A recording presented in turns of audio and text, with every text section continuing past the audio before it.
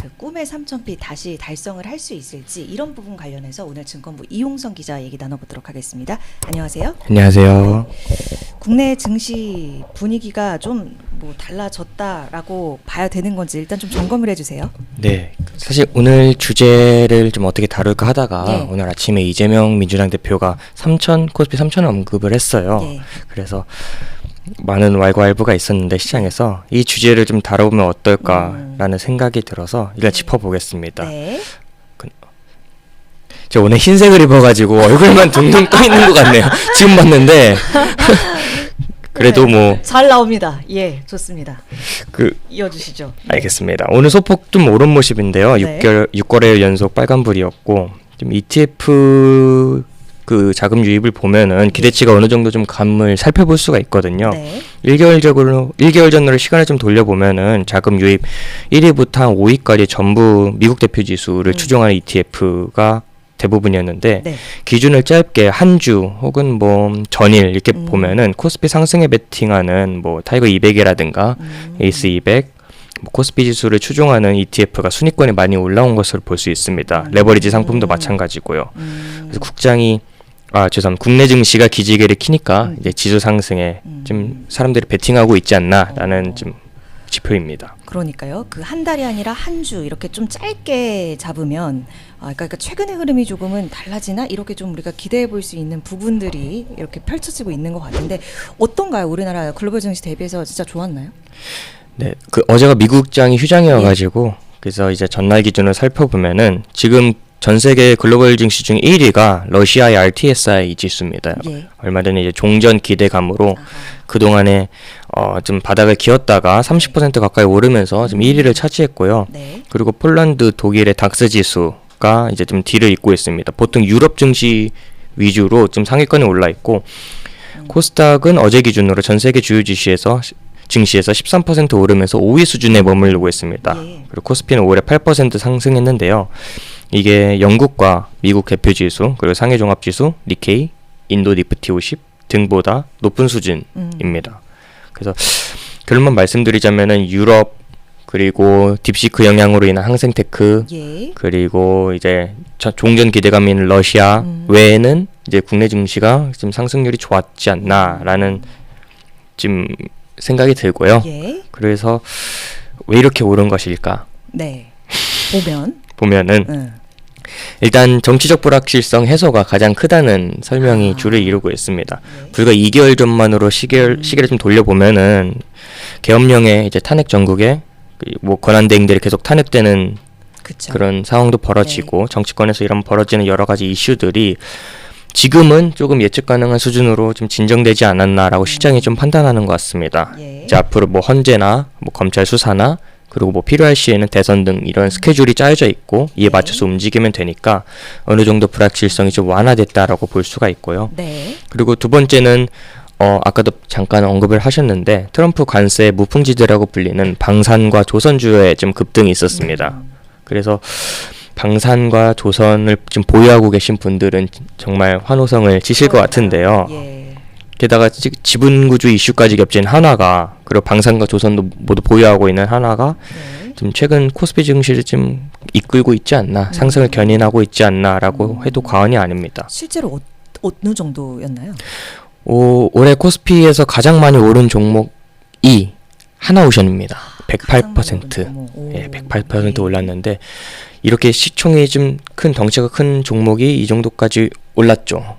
그리고 2위는 아까 말씀하신 대로 하나 에어로스페이스 오늘도 한 10% 넘게 오르던데 2위가 하나 에어로스페이스로 91% 상승했고요. 예. 3위는 하나 78% 그리고 5위는 이제 방산 관련주인 현대로템 77% 이렇게 비교적 덩치가 큰 종목들이 일제히 올라주니까 예. 코스피가 이거에 좀 반응을 한 것 같아요. 오늘 주제를 잡으실 때 그 이재명 대표의 발언으로 네. 코스피 3,000 뭐 이렇게 얘기한 것으로 주제 잡으셨다고 했는데 그래서 가능할까요? 그 코스피 3,000이 상징하는 좀 뭔가가 있나 정치권에서 좀 받아들이는 게 좀 다른가 봅니다. 이제 오늘 이재명 대표도 뭐 민주당이 집권하면 상법 개정이나 한반도 정세 안정 그리고 뭐 주가 조작을 좀 잡겠다 라면서 코스피 3,000을 갈 수도 있다. 간다고 언급을 했었거든요. 물론 정치적 수사 요구가 담겨 있긴 하지만 저희가 이거를 조금 짚어볼 필요가 있을 것 같아가지고 잠깐 취재 뒷얘기를 하자면은 예. 작년 6월인가 7월쯤에 코스피가 2,700, 2,800선쯤 오갈 때쯤에 그 당국이나 아니면 금융투자업계 고위 관계자랑 좀 얘기를 한 경우가 있었거든요. 네. 그때 3,000P를 오르는 게 무리도 아닌다. 우리 코로나 때 그때 그 증시 상승, 대세 상승제를 다시 좀 경험할 수 있다. 이렇게 말씀하셨어요. 그리고 당시에는 밸류업 기대감도 높아지고 있었고요. 삼성전자에 대한 외국인의 그 매수세가 많이 들어왔었고요. 그런데 삼성전자가 빠지기 시작하면서 이제 보란듯이 꼬꾸라졌거든요. 그리고 지난해 연말부터 올해 초까지 저희 증권부에서 증권가 센터장님들 릴레이 인터뷰를 했는데 네. 대부분 상저하고라고 말씀을 하셨어요. 이만큼 증시를 전망하기 굉장히 어려운데 네. 그래도 저희가 최신 버전으로 좀 조심스럽게 투자업계 취재를 해보고 공통된 의견을 말씀드리자면은 올해도 대내외 환경이 좀 쉽지 않게 돌아가면서 아무래도 상단이 막힌 박스피가 되지 않을까 싶습니다. 아이고.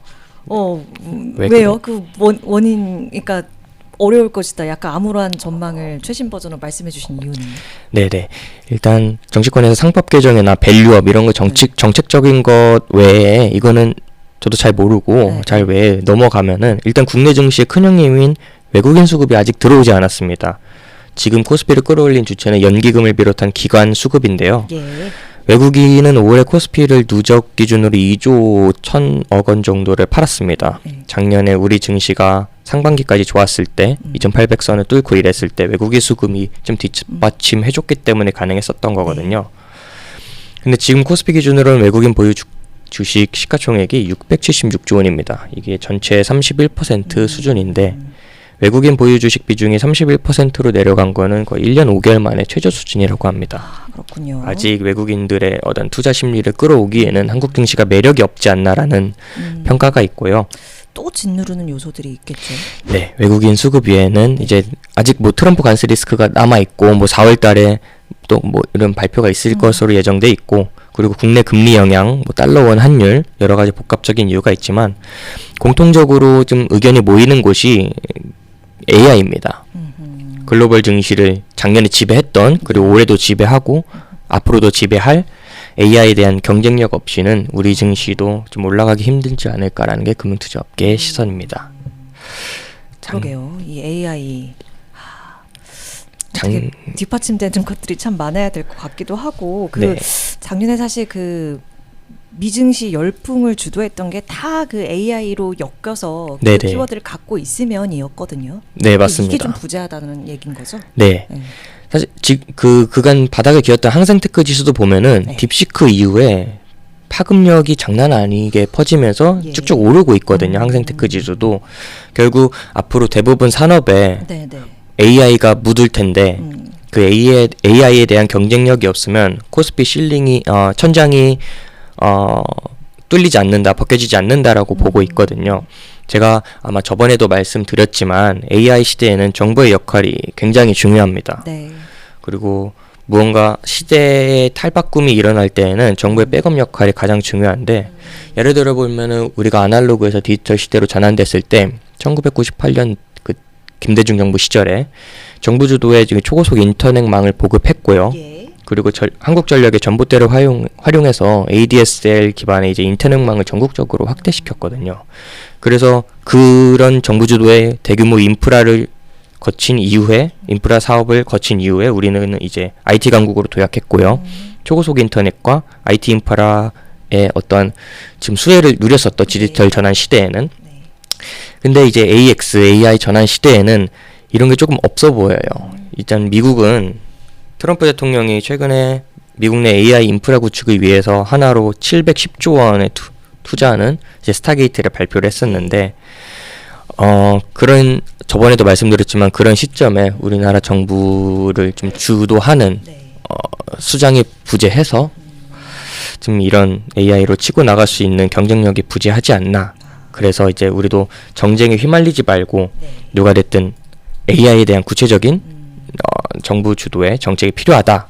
그래서 뭐 오늘 이재명 대표가 말씀하신 주가 조작이나 뭐 한반도 정세 안정, 상법 개정이나 뭐 소득 뭐 세법 개편이나 이런 걸로 3,000P를 달성하는 것보다는 뭐 이런 게 더 빠른 길이고 중요하다고 업계에선 판단하고 있습니다.